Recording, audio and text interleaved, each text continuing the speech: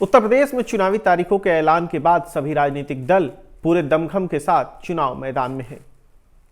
कोई जात को मुद्दा बना रहा है तो कोई धर्म को। उत्तर प्रदेश में पहले चरण का जो मतदान है वो 10 फरवरी को होना है। तो आखिरकार इस बार चुनाव में एम फैक्टर यानी मुस्लिम मतदाता किस ओर है, किससे खफा है, उनके मन में क्या चल रहा है, ये समझने की कोशिश करेंगे। नमस्कार, मैं हूं नीतीश पांडे और आप देख रहे हैं लाइव रिपोर्ट। उत्तर प्रदेश के पश्चिमी इलाका यानी पश्चिमी उत्तर प्रदेश में 10 फरवरी को पहले चरण में मतदान होने वाला है, जहां 19 सीटों पर मुस्लिम कैंडिडेट मैदान में है, जिसका सीधा फायदा या नुकसान भारतीय जनता पार्टी को हो सकता है। आइए इस वीडियो के जरिए समझने की कोशिश करते हैं कि आखिरकार पश्चिमी उत्तर प्रदेश में जो मुस्लिम उम्मीदवार हैं वो इस बार जो मैदान में हैं, उसकी वजह से कई सीटों पर जो त्रिकोणीय और कई सीटों पर जो सीधा मुकाबला होता हुआ दिख रहा है, उससे भारतीय जनता पार्टी को फायदा होने वाला है या किस दल को नुकसान होने वाला है। पहले चरण में ओवैसी ने कुल 12 उम्मीदवारों को चुनाव मैदान में उतारा है, जिसमें से 3 हिंदू और 9 मुसलमान हैं। अगर मेरठ जिले की बात करें तो किठौर सीट पर समाजवादी पार्टी और आरएलडी के गठबंधन के उम्मीदवार शाहिद मंजूर के सामने ओवैसी की पार्टी के तस्लीम अहमद ने ताल ठोक दी है।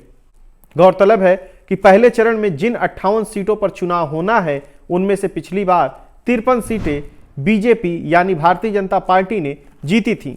लगभग दर्जन भर सीटें मुस्लिम उम्मीदवारों के आपसी टकराव के चलते बीजेपी ने जीती थी। कयास लगाए जा रहे हैं कि इस बार भी बीजेपी को मुस्लिम उम्मीदवारों के आपस में टकराने से फायदा होगा। पहले चरण में पश्चिमी उत्तर प्रदेश के 10 जिलों के 58 सीटों पर मतदान होने वाला है। शुक्रवार को जब तक पर्चा भरा गया तब 8 सीटों पर बहुजन समाज पार्टी और समाजवादी पार्टी के मुस्लिम उम्मीदवारों के बीच कड़ी टक्कर दिखाई दे रहा है। इतना ही नहीं, कई सीटों पर ओवैसी तो कई सीटों पर कांग्रेस के प्रत्याशी भी मजबूत स्थिति में है और त्रिकोणीय मुकाबला बनता दिख रहा है, जिसका सीधा फायदा भारतीय जनता पार्टी को होता दिखाई दे रहा है। आपको बता दें कि 2017 के विधानसभा चुनाव में पहले चरण वाली सीटों पर सपा और बसपा के 7 उम्मीदवार आमने सामने थे। ये सभी उम्मीदवार मुस्लिम थे। इन सभी सीटों पर भारतीय जनता पार्टी चुनाव जीत गई थी। इसीलिए कयास लगाए जा रहे हैं कि जिन सीटों पर इन दोनों पार्टियों के मुस्लिम उम्मीदवार आमने सामने हैं, वो सभी सीटें भारतीय जनता पार्टी आसानी से जीत जाएगी। अगर अलीगढ़ की बात करें तो यहाँ की 5 सीटों पर मुस्लिम उम्मीदवारों के बीच जो है त्रिकोणीय मुकाबला होने के आसार है, लेकिन सबसे अहम अलीगढ़ सदर सीट है। यहाँ समाजवादी पार्टी के जफर आलम और बहुजन समाज पार्टी की रजिया खान के बीच कड़ा मुकाबला है। कांग्रेस ने यहाँ से सलमान इम्तियाज को चुनाव मैदान में उतारकर मुकाबले को जो है त्रिकोणीय बना दिया है। माना जा रहा है कि इन 3 कद्दावर मुस्लिम उम्मीदवारों के आपसी टकराव की वजह से ये सीट बीजेपी आसान तरीके से जो है वो जीत जाएगी। 2012 में जो समाजवादी पार्टी के जफर आलम थे, यहाँ से बीजेपी के आशुतोष को हराकर जीते थे। इतना ही नहीं, जब जफर आलम को उस वक्त जो है 68,291 और आशुतोष को जो है करीब 45,000 वोट मिले थे। पीस पार्टी के रहमान को 3893 वोट जो है उस वक्त मिले थे। पिछले चुनाव में जफर आलम को देखा जाए तो 98,212 वोट मिले थे, लेकिन बीजेपी के संजीव राणा ने करीब 11,37,000 वोट हासिल कर उन्हें हरा दिया था। बीएसपी के मोहम्मद आरिफ को 25,000 वोट मिले थे। लिहाजा इस बार भी यहाँ पिछले चुनाव वाला नतीजा दोहराए जाने का आसार दिखाई दे रहा है। अगर बात करें हम अलीगढ़ के अलावा जो 4 सीटें हैं, जिसमें 2 सीटों पर समाजवादी पार्टी और बहुजन समाज पार्टी के मुस्लिम उम्मीदवारों के बीच टक्कर है, तो ओवैसी के पार्टी उस मुकाबले को जो है त्रिकोणीय बनाने की कोशिश कर रहे हैं। मेरठ की सदर सीट पर मुस्लिम वोट हासिल करने के लिए एसपी ने जो है रफ़ीक अंसारी और बीएसपी ने मोहम्मद दिलसाद के बीच जो मुकाबला था, उसमें ओवैसी के जो पार्टी के इमरान अंसारी हैं, उनके आ जाने के बाद ये जो मुकाबला है वो त्रिकोणीय होता हुआ दिखाई दे रहा है।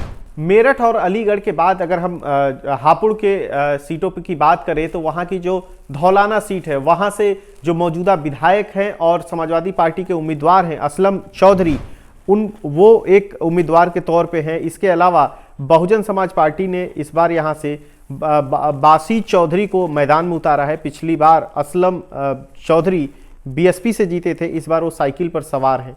ओवैसी ने यहाँ हाजी आरिफ को मैदान में उतारकर साइकिल को पंचर करने की कोशिश की है।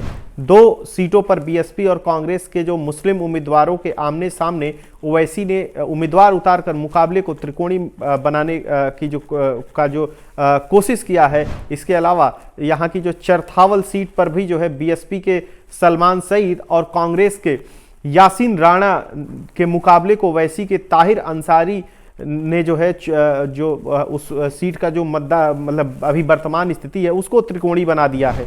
अगर गाजियाबाद की बात करें तो यहाँ की जो एक लोनी विधानसभा सीट है वहां पर बीएसपी ने हाजी अकील और कांग्रेस ने यासीन मलिक के बीच मुकाबला होता दिखाई दे रहा था। तो इसी बीच जो ओवैसी हैं उन्होंने डॉक्टर महताब के जरिए मुकाबले को त्रिकोणी बना दिया है। इन दोनों ही सीटों पर मुसलमानों की अच्छी खासी आबादी है।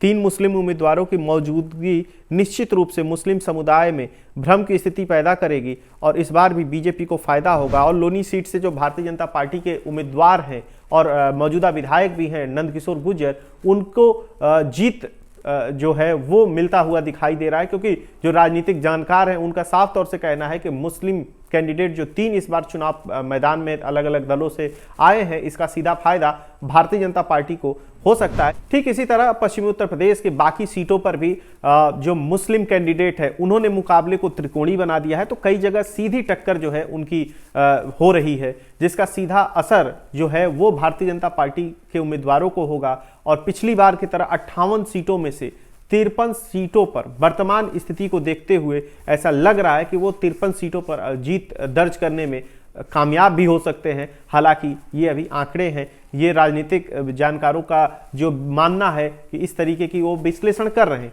लेकिन नतीजे क्या आएंगे ये तो 10 मार्च को ही पता लगेगा।